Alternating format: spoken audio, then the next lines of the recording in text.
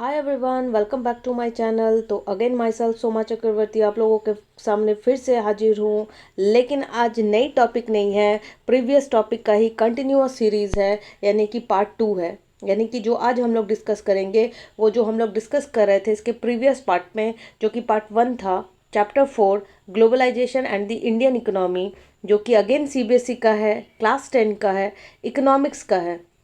तो बहुत ही बेहतरीन चैप्टर है। ये चैप्टर हम लोगों को बताता है कि ग्लोबलाइजेशन विच मीन्स कि जो मार्केट है वो दुनिया भर में हम लोग कहाँ तक कितना तक एक्सटेंड करते हैं, क्या कुछ करते हैं, कल्चरल, पॉलिटिकल और जो सोशल इकोनॉमिकल जो रिलेशन है एक दूसरे अक्रॉस द कंट्रीज़, ये सब के बारे में बताता है। साथ ही जो इंडियन इकोनॉमी यानी जो सेक्टर्स हैं, सर्विस सेक्टर्स हो गए, प्राइमरी सेक्टर्स हो गए, जो और मैन्युफैक्चरिंग सेक्टर्स हो गए, क्या कुछ इंडियन इकोनॉमी के थ्रू जो एक्सपेंड होता है, किस चीज़ का एक्सपोर्ट, किस चीज़ का इंपोर्ट, एमएनसीज वगैरह, हर चीज़ के बारे में ये एक हाईलाइट प्रोवाइड करता है बच्चों को क्लास 10 के, कि ताकि उनको एक व्यू पता चले कि आखिर ग्लोबलाइजेशन और इंडियन इकोनॉमी है क्या।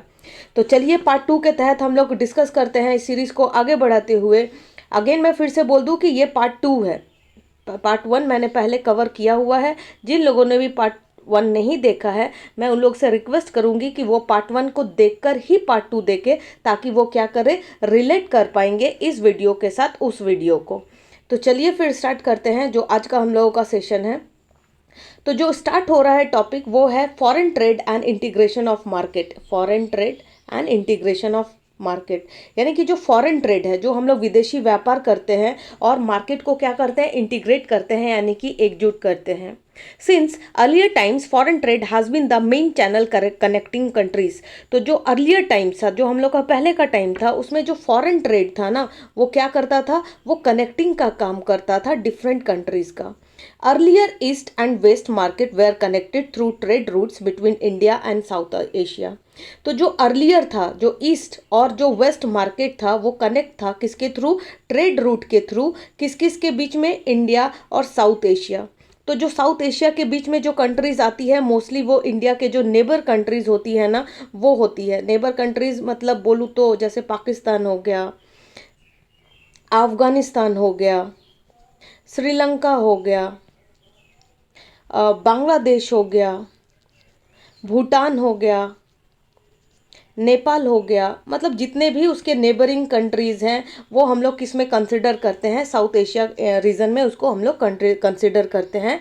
तो जो अर्लियर ट्रेड था वो किसके बीच में था, वेस्ट मार्केट के बीच में था और ईस्ट मार्केट के बीच में था। और जो कंट्रीज कौन कौन इन्वॉल्व थी, इंडिया और South Asia. Later trading interest attracted various companies like East India Company to India. भाई वी ऑल आर नोन कि ईस्ट इंडिया कंपनी आई ही थी किसके लिए, East India Company. East India Company जो इंडिया में आई ही थी वो तो व्यापार करने के लिए ही आई थी ना। वो तो पहले तो उसको कॉलोनी बनाने के लिए नहीं आई थी, लेकिन वो आई किसके लिए थी, पहले ट्रेड करने के लिए आई थी। तो भाई वही इसने यहाँ पर बोला है कि trading interest attract various companies. जो ट्रेड था ना वो बिल्कुल सबको अट्रैक्ट करने लगा, बहुत सारे कंपनीज को। ईस्ट इंडिया कंपनी जैसे कि इंडिया में आई थी। फॉरेन ट्रेड, अब थोड़ा सा फॉरेन ट्रेड की तरफ रुख करते हैं कि फॉरेन ट्रेड क्या है। May be CBSE can ask what is foreign trade for 1 mark question. Foreign trade or international trade is exchange, import and export of capital goods and services across international border or territory.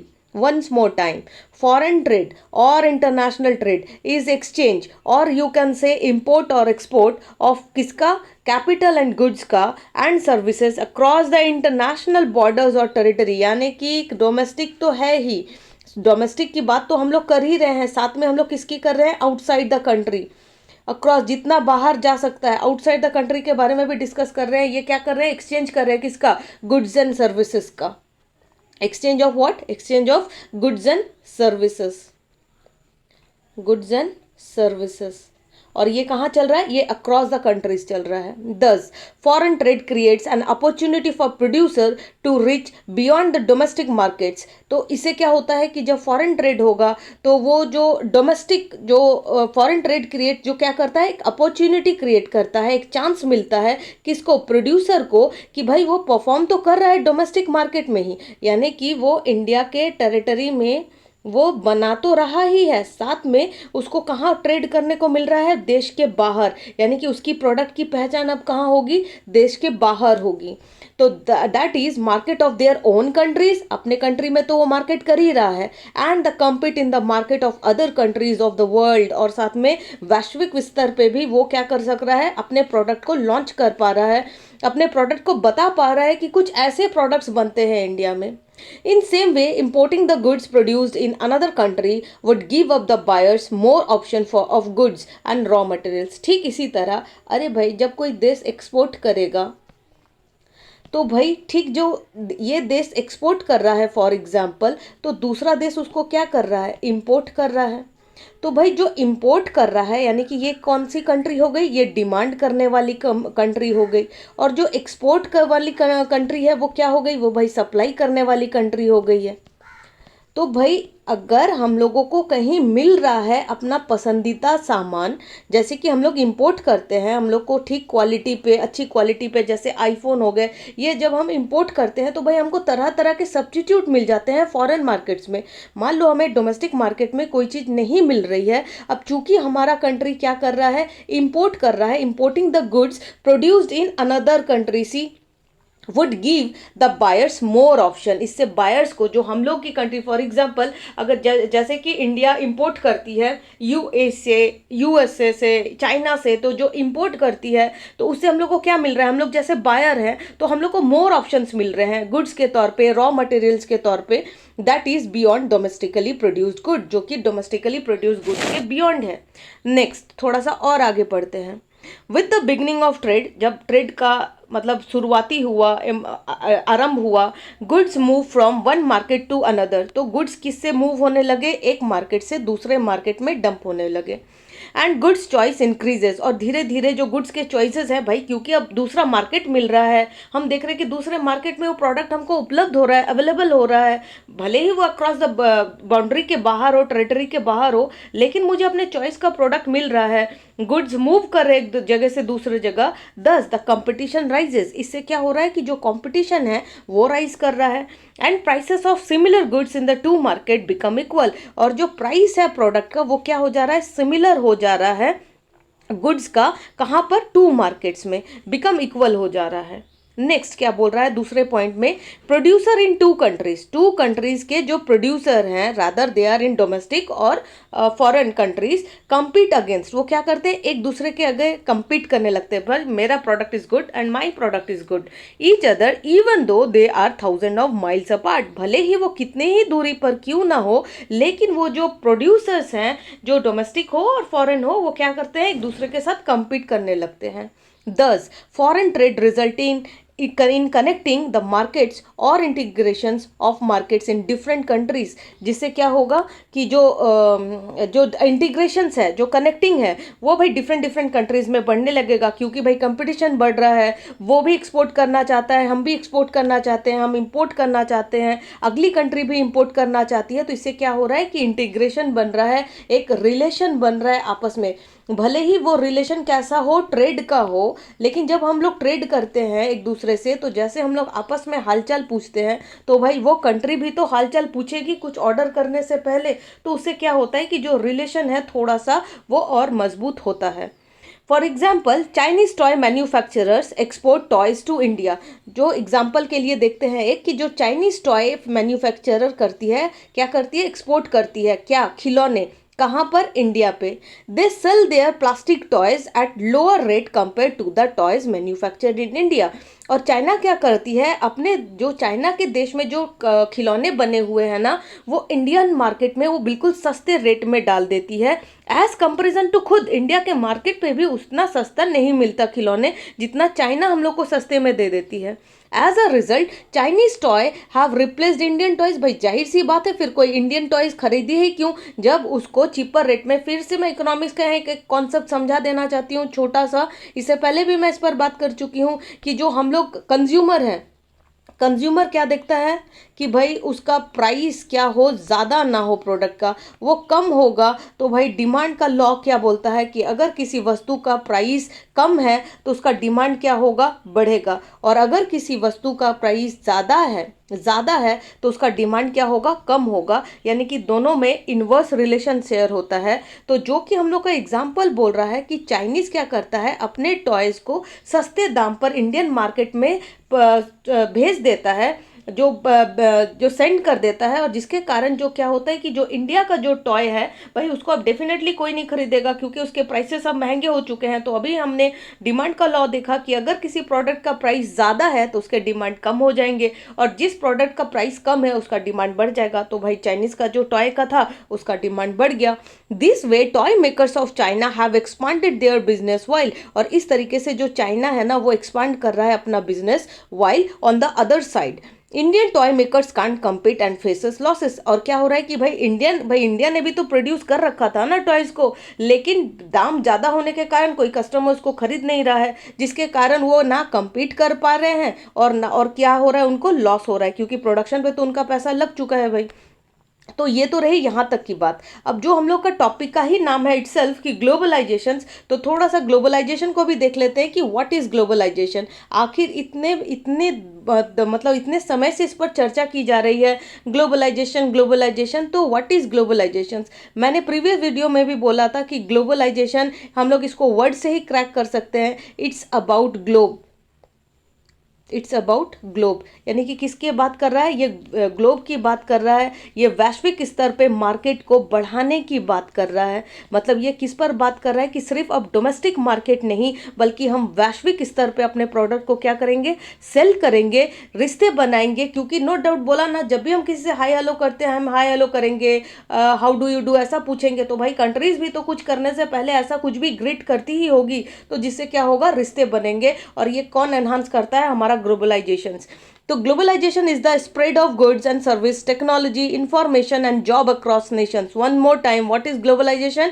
Globalisation is the spread of goods and services, technology, information and jobs across nations. It can also be defined as the integration and interaction of people से वन। देखा, अभी बोला ये क्या promote करती है, integrate तो प्रमोट करती है, साथ में इंट्रैक्शन जो पीपल का होता है उसको भी, companies and government across the world. It marks the interdependence of the Nations around the globe. और ये क्या बढ़ाती है, इंटरडिपेंडेंस बढ़ाती है कि भाई आप हमसे कुछ ले रहे हो तो भाई हमें रॉ मटेरियल्स का जरूरत पड़ेगा तो भाई हम आपसे खरीदेंगे, आप हमसे फिनिश प्रोडक्ट खरीदो तो भाई हम रॉ मटेरियल्स किसी कंट्री से लिए और फिर उसको फिर फिनिश प्रोडक्ट में चेंज करा और फिर उसको क्या कर दिया, एक्सपोर्ट कर दिया। तो इससे क्या हमारा बढ़ रहा है, इंटरडिपेंडेंस बढ़ रहा है, हम एक दूसरे पर निर्भर रह रहे हैं।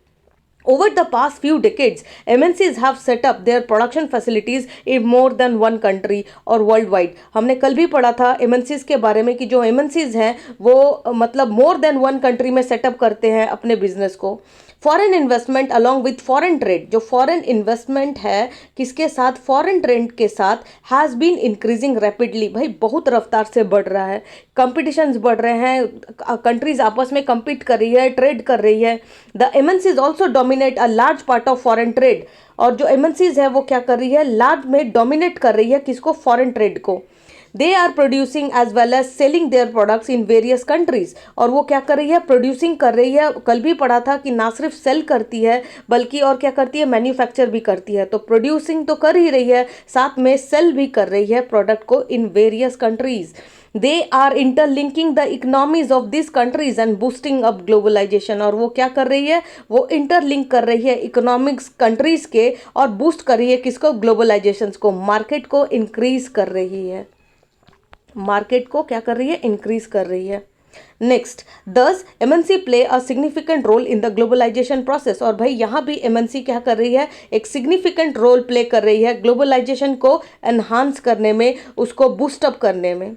On one hand, globalization has connected distant countries and developing economic growth through cross-border flow of goods। और दूसरी तरफ जो globalization है वो किससे connected है, वो distant countries and developing economic growth through the cross-border flow of goods से connected है। On the other hand, this has also led to greater competition among producer, और इसके थ्रू क्या हो रहा है, greater competition मिल रहा है हम लोग को, दूसरे दूसरे products हम लोग जान पा रहे हैं कि क्या है क्या नहीं। among the producer across industries और countries, किस किस के बीच में, प्रोड्यूसर के बीच में भाई compete हो रहे हैं, इंडस्ट्रीज और जो कंट्रीज हैं वो भी आपस में क्या करती हुई नजर आ रही है, compete करती हुई नजर आ रही है। रॉ मटेरियल्स, प्रोडक्ट के बेसिस पे, अच्छे अच्छे चीज़ों के बेसिस पे सब एक दूसरे से compete कर रहे हैं। एक ही प्रोडक्ट है, लेकिन उसको बनाने का तरीका, उसको चीपर रेट में बेचने से उस चीज़ का डिमांड बढ़ जा रहा है, लोग उस प्रोडक्ट को खरीद रहे हैं। डोमेस्टिकली प्रोड्यूस हुए गुड्स को नहीं खरीद रहे हैं, हम लोग बाहर के बने हुए गुड्स को ज़्यादा यूज़ करना चाह रहे हैं, क्योंकि अब हम लोगों को वो बड़ा मार्केट मिल रहा है जहाँ पर हम लोग क्या कर सक रहे हैं, खरीद सक रहे हैं अपने पसंद की चीज़ें। और ये किससे संभव हुआ है? ये सिर्फ और सिर्फ ग्लोबलाइजेशन से संभव हो चुका है। फैक्टर्स दैट हैव अनेबल्ड ग्लोबलाइजेशंस, तो जो फैक्टर्स हैं जो ग्लोबलाइजेशन को अनेबल करते हैं वो क्या है? तो चलो भाई बच्चे वो भी देख लेते हैं कि आखिर इसको अनेबल करने के क्या क्या फैक्टर्स हैं। तो भाई सबसे पहला जो मेन है, जो जनरेशन को काफ़ी इन्फ्लुएंस कर रखा है आज के डेट में भी और कुछ अर्लियर समय से भी, वो है technology. Rapid improvement in technology is a significant factor that has led to the globalization process। सबसे पहला टेक, भाई इससे कौन नहीं जानता? टेक्नोलॉजी, हर कोई आज टेक्नोलॉजी से जुड़ा हुआ है और टेक्नोलॉजी यूज़ करना चाहता है, बच्चे से बच्चे, बूढ़े से बूढ़े। That has led to globalisation process because of technology improvement in transportation area such as air travel, contents sea shipping, countries today have connected more than ever. और जो कंटेनाइज्ड सी शिपिंग है, कंट्रीज टुडे है, वो किससे connected है? भाई सब कुछ तो टेक्नोलॉजी है।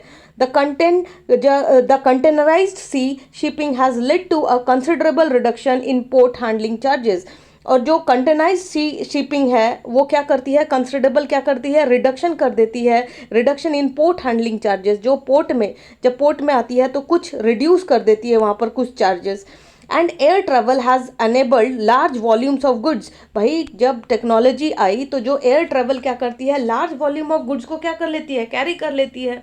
This has led to faster delivery. भाई बहुत सारे सामान, अगर शिप की बात करूँ, शिप जैसे है तो भाई शिप भी अपने साथ बहुत सारा कुछ सामान लेके आया, शिप कंसाइनमेंट चला गया। एरोप्लेन की बात करूँ तो भाई एरोप्लेन से भी बड़े बड़े वॉल्यूम के सामान आ गए। तो भाई ये सब किसके कारण पॉसिबल हुआ? टेक्नोलॉजी के कारण ही तो। क्योंकि टेक्नोलॉजी के कारण क्या हुआ कि जो डिलीवरी है गुड्स की, जो डिलीवरी स्पीड है गुड्स की, वो क्या हो गई है? वो बहुत ज़्यादा हो गई है। तो भाई चीज़ें जल्दी मिल जा रही है, और उससे भी बड़ा क्या मिल रहा है? एक तो डिलीवरी फास्ट और लोअर कॉस्ट के साथ। तो जिसके कारण क्या हो रहा है? जो डिमांड है, जो ट्रांजैक्शंस है, जो एक्सचेंज ऑफ गुड्स है, एक्सपोर्ट इंपोर्ट, वो और फास्ट हो रहा है। The information and communication technology जो दूसरा फैक्टर है, this is second factor, the information and communication technology has change rapidly. भाई हाँ, इसका सबूत हम लोग को मिला 2020 में जब कोविड-19 देखने को मिला। तो भाई सबसे बड़ा सबूत मिला कम्युनिकेशन एंड टेक्नोलॉजी का, इंफॉर्मेशन का, क्योंकि यही एक ऐसा माध्यम था इकलौता जिसके जरिए हम लोग पूरा ऑल ओवर द ग्लोब क्या थे? कनेक्टेड था। कहाँ क्या चल रहा है क्या नहीं, it's only possible because of information and communication technology. क्योंकि इतना रैपिडली चेंज हुआ, the shift from telephonic system to cable and satellite digital like mobile phones, computers, internet communications has resulted increasing information flows. आज कहीं पर एक second में भाई honourable minister को छींक हुई, उसकी खबर हम लोग को यहाँ तक मालूम चल जाती है because of communication and technology. People can now communicate with one another across the globe. और जो अब लोग हैं वो एक दूसरे से कम्युनिकेट कर पाते हैं, किसके थ्रू? भाई कम्युनिकेशन के through, information and communication, ICT के थ्रू, अक्रॉस द ग्लोब। भाई सिर्फ इंडिया ही नहीं, अपने कंट्री में ही नहीं, हम दूसरे कंट्री से भी बैठे आराम से बात कर सकते हैं। इवन इन रिमोट एरियाज भी, हम ऐसे रिप्रॉन एरियाज में भी जाके मतलब कनेक्ट कर सकते हैं जहाँ पर मतलब परिवहन की कोई सुविधा नहीं है, ट्रांसपोर्टेशन नहीं है, कुछ नहीं है, लोकेलिटीज़ नहीं है, वहाँ भी आजकल हम कनेक्ट कर सकते हैं because of information and technology. And instantly access information, और तुरंत तुरंत, इंस्टेंट मतलब तुरंत हम लोग को क्या मिल जाता है? इंफॉर्मेशन मिल जाता है कि भाई इसकी तबीयत खराब है, ये हुआ है, वो हुआ है, ऐसा इंसिडेंट हुआ है, वैसा इंसिडेंट हुआ, कुछ खुशखबरी है, कुछ दुख है, हम लोग तुरंत शेयर कर लेते हैं instantly. The internet has enable us to send emails. अब तो ईमेल्स कर सकते हैं, वॉइस कॉल कर सकते हैं नॉमिनल रेट के साथ, वीडियो कर सकते हैं, video chat, video conference, FB, WhatsApp, Twitter, मतलब यूट्यूब, कितना कुछ आ चुका है आज के डेट में, और हम लोग सब बिल्कुल नॉमिनल रेट में ये सब कुछ कर सकते हैं। अपना जो एक्सप्रेस है, अपना जो ओपिनियन है, जो व्यूज़ है, अब हम लोग खुल के दुनिया भर में हाँ सबके सामने रख पाते हैं बिकॉज ऑफ आईसीटी। क्योंकि ये अब हम लोग को ये प्लेटफॉर्म प्रोवाइड करता है कि हम अपने व्यूज़ को, अपने ओपिनियन को दुनिया भर के सामने रख सके। अपनी बात बता सके कि what I am thinking, what I, हमारा जो ओपिनियन है वो क्या है, कि व्हाट अबाउट ओपिनियन, किसी भी टॉपिक के बारे में, किसी भी कंसेप्ट के बारे में पर्टिकुलरली मेरी क्या राय है, मेरी क्या बात है। क्योंकि ये तो पहले कोई बोलता ही नहीं था, अंदर ही अंदर सोचता था और खुद में ही बोल लेता था। लेकिन आज इस आईसीटी के कारण ये चीज़ हम लोग खुल के बोल पाते हैं, क्या हम लोग के ओपिनियंस हैं, क्या व्यूज़ हैं किसी भी टॉपिक पर। तो भाई नेक्स्ट जो है वो है liberalisation of foreign trade and foreign investment policy. तो लिबरलाइजेशन ऑफ फॉरेन ट्रेड क्या है, पहले तो देखते हैं लिबरलाइजेशन का मतलब क्या। लिबरलाइजेशन मतलब ऑफ क्या, लिबर्टी बोलते हैं ना, स्टैचू ऑफ लिबर्टी, ये जो स्टैचू बना हुआ है, लिबर्टी मतलब क्या, बहुत लोग इसको फ्रीडम भी बोलते हैं, फ्रीडम से भी कनेक्ट कर लेते हैं। तो क्या फ्रीडम और लिबर्टी दोनों एक ही वर्ड्स हैं? ये मुझे कमेंट करके बताना कि आप लोगों के व्यूज़ में या फिर आप लोग के ओपिनियन में जो लिबर्टी है और जो फ्रीडम है, क्या वो दोनों कॉमन टर्म है या दोनों अलग टर्म है।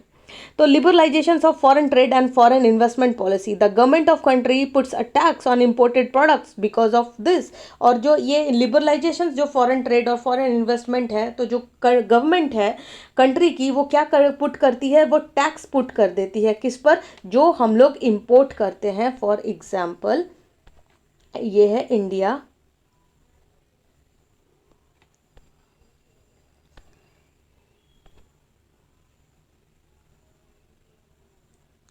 तो भाई ये क्या करती है, मान लो हम लोगों ने कुछ इंपोर्ट किया है बाहर से, दिस इज कोई भी कंट्री, और इसने इंपोर्ट किया है, इंडिया ने इंपोर्ट किया है। तो जब इंपोर्ट किया है तो उसने क्या इम्पोज किया है, उस पर टैक्स इम्पोज किया है इंपोर्ट किए हुए गुड्स पर।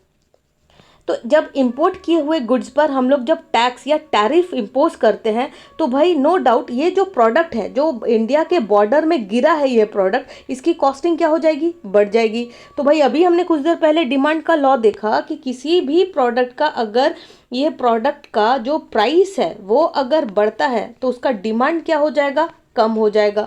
तो जैसे ही हम लोग इंपोर्ट किए हुए प्रोडक्ट पर टैक्स लगाएंगे, उस वस्तु की कीमत क्या हो जाएगी, बढ़ जाएगी, क्योंकि उस पर टैक्स लगा हुआ है। जिससे के कारण क्या होगा कि उस प्रोडक्ट का प्राइस राइज होगा, उसका डिमांड कम होगा, और नेक्स्ट टर्म से हम लोग क्या करेंगे, उस वस्तु का जो इंपोर्ट है वो कम करेंगे, क्योंकि भाई डिमांड नहीं है। डिमांड होगा तब तो हम लोग उसको इंपोर्ट करेंगे ना। तो जब टैक्स लग गया, वो वस्तु क्या हो गई, कॉस्टली हो गई, तो भाई उसकी क्या गिर गई, डिमांड गिर गई। तो भाई इसको थोड़ा सा आगे और देखते हैं।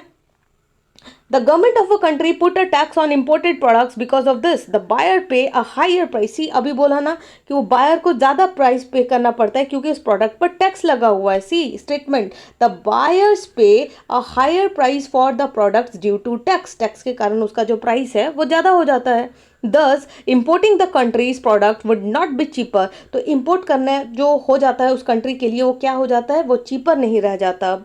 So the import will reduce from that country. तो भाई import क्यों करे वो कंट्री, ज़्यादा से ज़्यादा बोला ना, फिर नेक्स्ट बार से वो उस अमाउंट में import नहीं करेगा जिस दर से अभी import किया था। अब वो क्या करेगा, सेकंड बारी में थोड़ा सा कम करेगा, क्योंकि उसने देखा कि उसने जो इंपोर्ट किया था ना उस प्रोडक्ट का, जो जब मैंने टैक्स लगाया तो उसका डिमांड हुआ ही नहीं, क्योंकि हम लोग को लॉ का डिमांड मालूम है, प्राइस बढ़ गया है, प्राइस बढ़ गया तो डिमांड घट गया, डिमांड घट गया तो फिर हम लोग इंपोर्ट उस प्रोडक्ट का ज़्यादा क्यों करें। दिस गवर्नमेंट इंड्यूस रेस्ट्रिक्शंस, और गवर्नमेंट क्या करती है, रेस्ट्रिक्शन इंड्यूस करती है, such as tax on international trade are called trade barriers. और वो क्या पुट कर देती है, इंटरनेशनल ट्रेड में टैक्स लगाकर, और जिसको कॉमन सी आम शब्दों में बोला जाता है ट्रेड बैरियर्स, यानी कि जो ट्रेड है उसमें बाधा।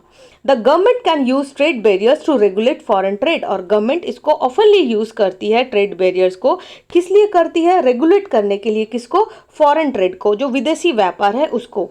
And decide what goods and the number of goods enter the country, और गवर्नमेंट डिसाइड करती है कि क्या गुड, कैसी गुड, कितनी गुड कंट्री में आएगी, इंपोर्ट की जाएगी। The Indian government during the 1950s and 1960s, the time period आप लोग को समझ में आ ही रहा होगा, ईयर देख के, 1950 and 1960 is about post independence, जब हम लोग को बिल्कुल ताज़ा ताज़ा इंडिपेंडेंस मिला था। The initial phase of development restricted foreign trade, क्योंकि भाई फॉरेन ट्रेड के लिए ही तो इंडिया को क्या बनाया गया था, कॉलोनी बनाया गया था, हम सब कॉलोनी बने हुए थे। बिकॉज ऑफ द ट्रेड, क्योंकि इंडिया रिच सोर्स था और इंडिया को सबने क्या बना के रखा था, कॉलोनी बना के रखा था। तो भाई जब हम लोग को इंडिपेंडेंस मिला, तो जब 1950 और 1960 का एरा आया, तो भाई हम लोग को थोड़ा सा सेफ जोन रखने के लिए इंडिया के बॉर्डर को क्या कर दिया गया, क्लोज कर दिया गया। पोस्ट इंडिपेंडेंस के बाद जैसे ही हम लोग को इंडिपेंडेंस मिला, कुछ ही चीज़ों का ही सिर्फ व्यापार होता था, इंपोर्ट होता था, वो भी जैसे रॉ मटेरियल्स, मतलब बिल्कुल अति आवश्यक वस्तुओं का ही सिर्फ क्या होता था, इंपोर्ट होता था। कौन से टाइम पीरियड में, 1950s 1960s, जो कि बिल्कुल ताज़ा ताज़ा पोस्ट इंडिपेंडेंस वाला समय था। ये इनिशियल फेज था डेवलपमेंट का। Restricted foreign trade and foreign investment to protect the producer within the country foreign foreign competition, और प्रोड्यूसर को प्रोटेक्ट करने के लिए, क्योंकि हम लोग उस हालत में थे ही नहीं उस समय कि हम लोग विदेशी मार्केट से compete कर सके, क्योंकि हम लोगों को बहुत लॉस हुआ था। पॉलिटिकल बोलो, इकोनॉमिकल बोलो, कल्चरल बोलो, सोशल बोलो, ईच एंड एवरी फैक्टर्स, मतलब फैक्टर्स से हम लोग बिल्कुल ध्वस्त हो चुके थे, और हम लोग का ऐसा हालत नहीं था कि हम लोग क्या कर सके, विदेशी मार्केट में compete कर सके। तो भाई इंडिया की गवर्नमेंट अपने प्रोड्यूसर को बचाने के लिए क्या कर दी, रेस्ट्रिक्ट कर दी ट्रेड को, बाउंड्री को क्लोज कर दी। Otherwise they would not have been able to set up industry. They allowed, सिर्फ क्या किसके लिए अलाउ किया था, सिर्फ और सिर्फ इंपोर्ट, कि भाई आप इंपोर्ट कर सकते हो ओनली एसेंशियल, बोला ना, अति आवश्यक वस्तुओं का ही आप इंपोर्ट कर सकते हो, जैसे कि मशीनरी हो गई, फर्टिलाइजर हो गया और पेट्रोलियम हो गया, etcetera.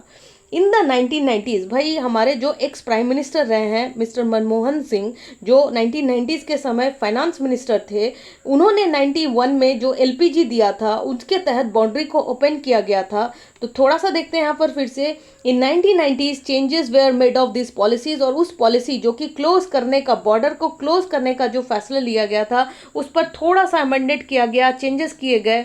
The government felt that competition would benefit as it would improve the quality of products। और उस समय गवर्नमेंट ने ऐसा सोचा, क्योंकि जो फाइनेंस मिनिस्टर ने उन्होंने एडवाइस दिया कि अगर ऐसा करते हैं तो इससे जो प्रोडक्ट की क्वालिटी होगी वो एनहांसमेंट होगी, वो इम्प्रूव होगी।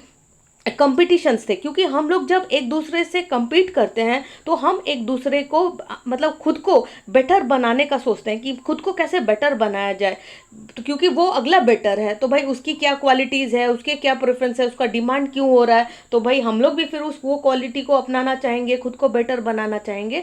तो कुछ इस पॉलिसी के तहत क्या किया कि गवर्नमेंट ऐसा फेल किया कि भाई कंपटीशन को, मतलब इस कंपटीशन से ना मार्केट को क्या होगा, बहुत फ़ायदा होगा, बेनिफिट होगा। It would improve the quality of product, जिसके कारण क्या होगा कि क्वालिटी क्या होगी, इम्प्रूव होगी, किसकी, प्रोडक्ट्स की। Influential international organisation supported this decision, और भाई इंटरनेशनल ऑर्गेनाइजेशंस भी, जो कि WTO है, वर्ल्ड ट्रेड ऑर्गेनाइजेशन, उन्होंने भी इस चीज़ का भरपूर स्वागत किया कि हाँ बिल्कुल सही है। द बैरियर्स टू, हालांकि 1940 the barriers to, yes, WTO ने the barriers to foreign trade and foreign investment, मतलब जो भी उस समय इंटरनेशनल ऑर्गेनाइजेशंस होंगे वो, क्योंकि आई थिंक जो 1995 में और 1994 के आसपास WTO का शायद इस्टेब्लिशमेंट हुआ होगा, तो जो भी इंटरनेशनल ऑर्गेनाइजेशंस उसमें सपोर्ट में थे, उन्होंने क्या किया, उन्होंने इस जो डिसीजन का था, जो उन्होंने इंडियन गवर्नमेंट ने जो डिसीजन लिया था उसका भरपूर स्वागत किया। The barriers to foreign trade and foreign investment were removed, और बाद में उनके उसी फैसले का स्वागत किया, और जो ट्रेड बैरियर्स थे उसको हटा दिया गया, were remove to a large extent that allowed goods movement efficiently, और जिसके कारण गुड्स का जो मूवमेंट था, जो 1960 और 1950s में जो बंद कर दिया गया था, उसको अब ओपन अप कर दिया गया, और जो अलाउ कर दिया गया गुड्स के मूवमेंट्स को इफिशिएंटली। अब हम लोग आराम से ट्रेड कर सकते थे एक दूसरे कंट्री के साथ और अक्रॉस द कंट्रीज के साथ।